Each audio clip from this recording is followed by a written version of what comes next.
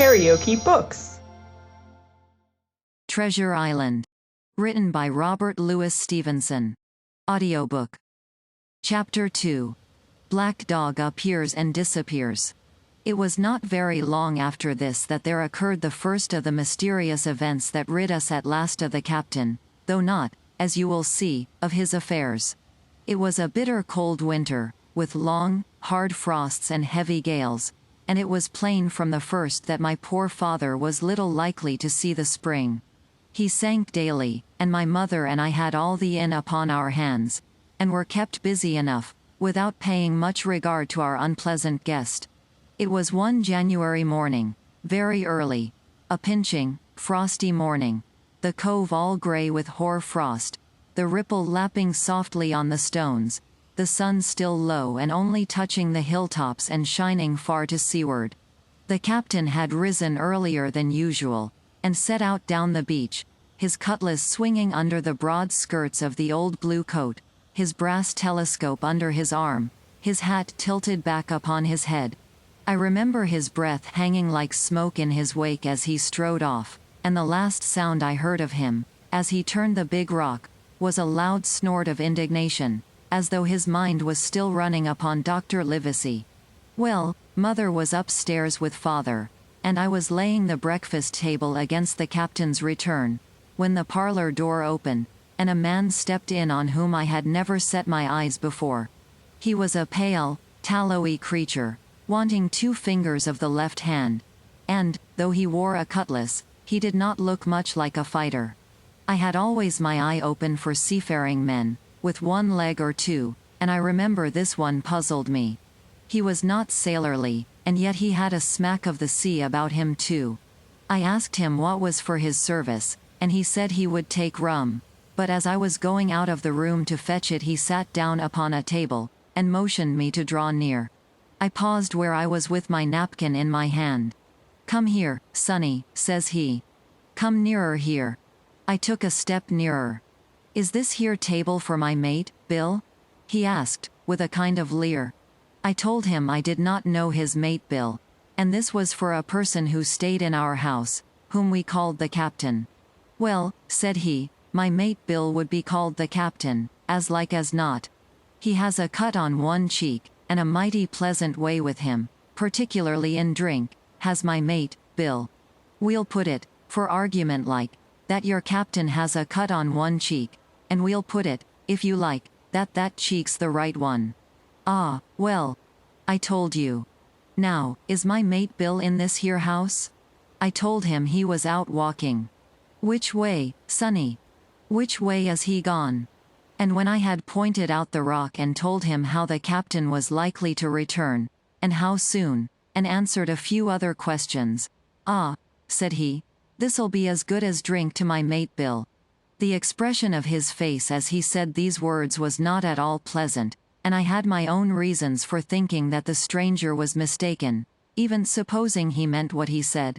But it was no affair of mine, I thought, and, besides, it was difficult to know what to do. The stranger kept hanging about just inside the inn door, peering round the corner like a cat waiting for a mouse. Once I stepped out myself into the road, but he immediately called me back, and, as I did not obey quick enough for his fancy, a most horrible change came over his tallowy face, and he ordered me in, with an oath that made me jump. As soon as I was back again, he returned to his former manner, half fawning, half sneering, patted me on the shoulder, told me I was a good boy, and he had taken quite a fancy to me. "I have a son of my own," said he, "as like you as 2 blocks, and he's all the pride of my art. But the great thing for boys is discipline, sonny, discipline. Now, if you had sailed along of Bill, you wouldn't have stood there to be spoke to twice, not you. That was never Bill's way, nor the way of sich as sailed with him. And here, sure enough, is my mate Bill, with a spy-glass under his arm. Bless his old art, to be sure. You and me'll just go back into the parlor, sonny, and get behind the door, and we'll give Bill a little surprise. Bless his art, I say again." So saying, the stranger backed along with me into the parlor, and put me behind him in the corner, so that we were both hidden by the open door. I was very uneasy and alarmed, as you may fancy, and it rather added to my fears to observe that the stranger was certainly frightened himself. He cleared the hilt of his cutlass and loosened the blade in the sheath, and all the time we were waiting there he kept swallowing as if he felt what we used to call a lump in the throat.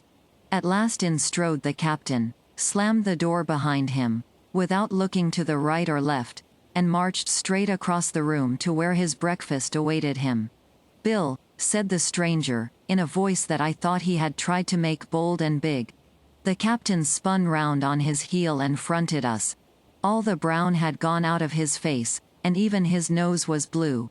He had the look of a man who sees a ghost, or the evil one, or something worse, if anything can be. And, upon my word, I felt sorry to see him, all in a moment, turn so old and sick. "Come, Bill, you know me. You know an old shipmate, Bill, surely," said the stranger. The captain made a sort of gasp. "Black Dog," said he. "And who else?" returned the other, getting more at his ease. "Black Dog as ever was, come for to see his old shipmate Billy, at the Admiral Benbow Inn. Ah, Bill, we have seen a sight of times, us two, since I lost them 2 talons," holding up his mutilated hand. "Now, look here," said the captain. "You've run me down. Here I am. Well, then, speak up. What is it?" "That's you, Bill," returned Black Dog. "You're in the right of it, Billy. I'll have a glass of rum from this dear child here, as I've took such a liking to, and we'll sit down, if you please, and talk square, like old shipmates." When I returned with the rum, they were already seated on either side of the captain's breakfast table, Black Dog next to the door, and sitting sideways, so as to have one eye on his old shipmate, and one, as I thought, on his retreat. He bade me go, and leave the door wide open. "None of your keyholes for me, sonny," he said, and I left them together, and retired into the bar. For a long time, though I certainly did my best to listen, I could hear nothing but a low gabbling. But at last the voices began to grow higher, and I could pick up a word or two, mostly oaths, from the captain. "No, no, no, no, and an end of it," he cried once. And again, "If it comes to swinging, swing all, say I." Then all of a sudden there was a tremendous explosion of oaths and other noises. The chair and table went over in a lump. A clash of steel followed, and then a cry of pain, and the next instant I saw Black Dog in full flight, and the captain hotly pursuing, both with drawn cutlasses, and the former streaming blood from the left shoulder. Just at the door, the captain aimed at the fugitive one last tremendous cut, which would certainly have split him to the chine had it not been intercepted by our big signboard of Admiral Benbow. You may see the notch on the lower side of the frame to this day.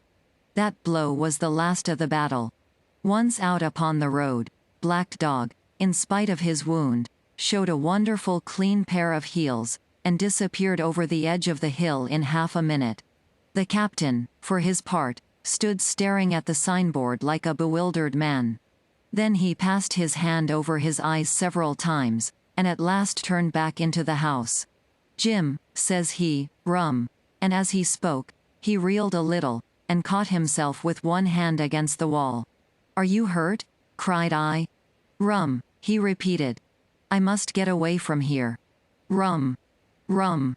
I ran to fetch it, but I was quite unsteadied by all that had fallen out, and I broke one glass and fouled the tap, and while I was still getting in my own way, I heard a loud fall in the parlor, and running in, beheld the captain lying full length upon the floor. At the same instant my mother, alarmed by the cries and fighting, came running downstairs to help me. Between us we raised his head. He was breathing very loud and hard, but his eyes were closed, and his face a horrible color. "Dear, dearie me," cried my mother, "what a disgrace upon the house! And your poor father sick." In the meantime, we had no idea what to do to help the captain, nor any other thought but that he had got his death hurt in the scuffle with the stranger. I got the rum, to be sure, and tried to put it down his throat. but his teeth were tightly shut, and his jaws as strong as iron. It was a happy relief for us when the door opened and Dr. Livesey came in, on his visit to my father. "Oh, doctor," we cried, "what shall we do? Where is he wounded?" "Wounded? A fiddlestick's end," said the doctor. "No more wounded than you or I. The man has had a stroke, as I warned him. Now, Mrs. Hawkins, just you run upstairs to your husband, and tell him, if possible, nothing about it. For my part, I must do my best to save this fellow's trebly worthless life, and Jim, you get me a basin." When I got back with the basin, the doctor had already ripped up the captain's sleeve, and exposed his great sinewy arm. It was tattooed in several places. "Here's luck, a fair wind," and "Billy Bones his fancy," were very neatly and clearly executed on the forearm. And up near the shoulder there was a sketch of a gallows and a man hanging from it, done, as I thought, with great spirit. "Prophetic," said the doctor, touching this picture with his finger. "And now, Master Billy Bones, if that be your name, we'll have a look at the color of your blood." "Jim," he said, "are you afraid of blood?" "No, sir," said I. "Well, then," said he, "you hold the basin," and with that he took his lancet and opened a vein. A great deal of blood was taken before the captain opened his eyes and looked mistily about him. First he recognized the doctor with an unmistakable frown, then his glance fell upon me, and he looked relieved. But suddenly his color changed, and he tried to raise himself, crying, "Where's Black Dog?" "There is no black dog here," said the doctor, "except what you have on your own back. You have been drinking rum. You have had a stroke, precisely as I told you, and I have just, very much against my own will, dragged you headforemost out of the grave. Now, Mr. Bones—" "That's not my name," he interrupted. "Much I care," returned the doctor. "It's the name of a buccaneer of my acquaintance, and I call you by it for the sake of shortness, and what I have to say to you is this. One glass of rum won't kill you, but if you take one you'll take another and another, and I stake my wig if you don't break off short, you'll die. Do you understand that? Die, and go to your own place, like the man in the Bible. Come, now, make an effort. I'll help you to your bed for once." Between us, with much trouble, we managed to hoist him upstairs, and laid him on his bed, where his head fell back on the pillow, as if he were almost fainting. "Now, mind you," said the doctor, "I clear my conscience. The name of rum for you is death." And with that he went off to see my father, taking me with him by the arm. "This is nothing," he said as soon as he had closed the door. "I have drawn blood enough to keep him quiet a while. He should lie for a week where he is. That is the best thing for him and you, but another stroke would settle him." KaraokeBooks.